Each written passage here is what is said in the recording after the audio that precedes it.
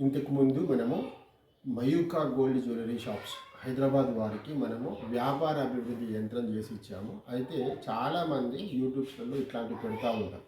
అయితే ఇక్కడ నాణ్యత ప్రమాణాలు తెలుసుకోవాల్సిన విధానం చాలామంది ప్రజలకు అవసరం ఉంది. మనం ఏది కూడా తయారు చేసేటప్పటికి ప్రజలకి చాలా వరకు దీని ద్వారా జరిగే లాభాలని, అలాగే దీని యొక్క నాణ్యతని పరిపూర్ణంగా మనం చూపిస్తూ చేయడం జరుగుతుంది. అయితే ఇప్పుడు ఈ ఈ మంత్రశాస్త్రవేత్తలు ఇది ఎట్లాగంటే, వీళ్ళు మంత్రశాస్త్రవేత్తలుగా సమాజంలోకి వచ్చేటప్పటికి వీళ్ళు యంత్రానికి సంబంధించి మహానుభావులు ఎవరైతే జగద్గురువు ఉన్నారో దత్తాత్రేయ స్వామిని మంత్రోపాసన ద్వారా చేసుకొని, అంటే దాదాపు 4 సంవత్సరాలు అయితే తప్పక మంత్రోపాసన చేయాల్సి ఉంటుంది. ఎవరైతే దత్తాత్రేయ స్వామిని మంత్రోపాసన చేసిన తర్వాత ఆయన అనుగ్రహం లభించిన తరువాతకే ఈ యంత్రానికి సంబంధించిన కార్యక్రమాలు చేపట్టాలి. అయితే యంత్రానికి సంబంధించిన కార్యక్రమాలు చేపట్టేటప్పటికి ఇది లోక కళ్యాణం కోసం మాత్రమే చేయాలి. తప్పిస్తే దీన్ని దుర్లభం, అంటే ప్రజలకు హాని చేసే కార్యక్రమాలు ఎప్పటికీ చేయకూడదు. ప్రజలకి మేలు చేయాలి. అయితే దీని ద్వారా అట్లాగే యంత్రాలు రాసేటప్పటికీ కూడా చాలా నియమనిష్టలతో చేయాలి. చాలామంది ఏం చేస్తున్నారంటే ఈ మధ్య యూట్యూబ్స్లో పెట్టేస్తున్నారు, మీరు ఇది చేయండి, అది చేయండి, అట్లాగే చేయండి, ఇట్లాగే చేయండి. చాలా తప్పు. దీనికి చేసే విధానం ఏంటంటే, మనం ఎవరికైతే యంత్రం రాస్తామో, అయితే మనం యంత్రం రాసేటప్పటికి మనం ఇక్కడ తప్పకుండా ఆవు నీటితో వెలిగించిన దీపాన్ని మనం యంత్రం ముందు పెట్టుకోవాల్సి ఉంటుంది. అయితే యంత్రం ముందు పెట్టుకున్న తర్వాత యంత్రంలో మనం వాడే వస్తువులు, యంత్రం రాసేటప్పటికి వాడే వస్తువులు మనం ఏం చేస్తాము, చాలామంది యంత్రంలో వాడే వస్తువులు ఎక్కడో ఒక చోట కొనేస్తూ ఉంటారు. చాలా తప్పు. చూడండి, కస్తూరిని మీకు ఉదాహరణగా చూపిస్తాను. ఇది ఒరిజినల్ కస్తూరి, చూసారా? ఇది కస్తూరి. ఇట్లా మీకు చాలా బయట ఏం జరుగుతుందంటే ఇది పౌడర్ ఫామ్లో అమ్ముతూ ఉంటారు. చాలా తప్పు. ఇక్కడ మీరు కస్తూరిని చూసేటట్టయితే ఇంత నాణ్యతగా ఇది ఇట్లా ఉంటుంది. ఇది ఒరిజినల్ కస్తూరి 100%. ఇలా కస్తూరిని మనము దీన్ని ఒరిజినాలిటీ, అంటే ఈరోజు మీకు ఒరిజినాలిటీ చూపించడం, ఇలా కస్తూరిని కానీ ఇతర వస్తువులను కానీ అలాగే ఒరిజినల్గా ఈరోజు మీకు ఎందుకు చూపించడం జరుగుతుందంటే, యూట్యూబ్స్లలో చాలామంది కస్తూరి బజార్లు దొరుకుతుంది, తెచ్చుకొని చేయండి అని చెప్తా ఉన్నారు. చాలామంది ప్రజలు దాన్ని వాడతారు. చాలా తప్పు. యంత్రము ఎవరు రాయాలంటే అర్హులు మాత్రమే రాయాలి. ఎవరు పడితే వాళ్ళు రాయకూడదు. ఈరోజు ఎంబీబీఎస్ డాక్టర్ అర్హుడు కాబట్టే రోగులను చూస్తారు. అలాగే పండితుడు ఉపాసన చేస్తాడు కాబట్టి దేవాలయాలలో ఉంటారు. అలా ఎవరెవరు వృత్తి ధర్మాలను పాటిస్తారో వారు మాత్రమే చేయాలి.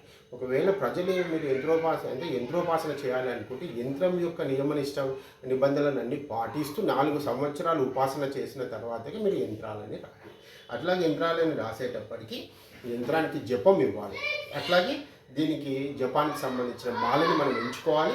అట్లాగే దీన్ని సంప్రోక్షణ చేయాలి, ప్రాణప్రతిష్ఠ చేయాలి. దీనికి అన్ని రకాల పంచామృతాలు అంటే పంచతత్పురుషాలతో దీన్ని శుద్ధి చేయాలి. శుద్ధి చేసిన తర్వాత మనం యంత్రాన్ని లెక్కించి మనం ఎవరైతే వ్యాపారవేత్తకి ఇస్తామో వాళ్ళు అభివృద్ధిలోకి రావడం అంటే ఇక్కడ అతను ఏమో లక్షల శ్రీమంతులు అవుతాడని కాదు, అంటే భూమి మీద పడిపోకుండా ఉంటాడు. అతను నేలని చూడడు ఎప్పటికి కూడా. అంటే వ్యాపారం ఎంతో కొంత లాభసాటిగా నడుస్తూ ఉంటుంది అనమాట. అంతే ఇక్కడ జరిగేది. ఏదో కోటీశ్వరులు అవుతారు, ప్రపంచాన్ని మొత్తం మేలేస్తారన్నట్టు కాదు.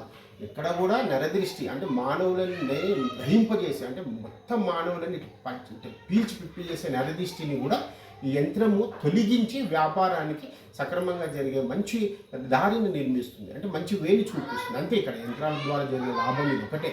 మీరు చాలామంది అనుకుంటారు యంత్రాల ద్వారా ఏదో జరుగుతుంది, అద్భుతాలు జరుగుతాయి అనుకుంటారు. అది ఏది జరగదు. మన మీద ఉండే దోషాలను తొలగించి నరదృష్టిని, మానవుని యొక్క దృష్టిని తగలకుండా మనకి లాభసాటిగా మనకి ధర్మాన్ని చేకూరుస్తూ ధర్మరక్షణకి ఇది నిలుచుంటుంది. అంతే, అంతకు మించి ఏమీ కాదు. ఇప్పుడు మీకు యంత్రాన్ని రాసే విధానాన్ని కూడా నేను చూపిస్తాను. అయితే మనం ఇప్పుడు యంత్రం రాసే కార్యక్రమం అంటే దీన్ని మనము చిక్కగా నూరుకున్న మంచి ద్రవ్యాలని, ఈ నూరుకున్న ద్రవ్యాల్లో మనం ఏం కలిపాము, ఖచ్చితంగా గంగా జలాన్ని, ఎక్కడైతే మనము కాశీ పరమేశ్వరుడు కొలువై ఉన్న స్థానం నుంచి మనం ఈ గంగా జలాన్ని తీసుకురావాలి. యంత్రాన్ని రాసేటప్పుడు 100% గంగా జలాన్నే వాడాలి. తప్పిస్తే వేరే ఏ జలాన్ని కూడా వాడకూడదు.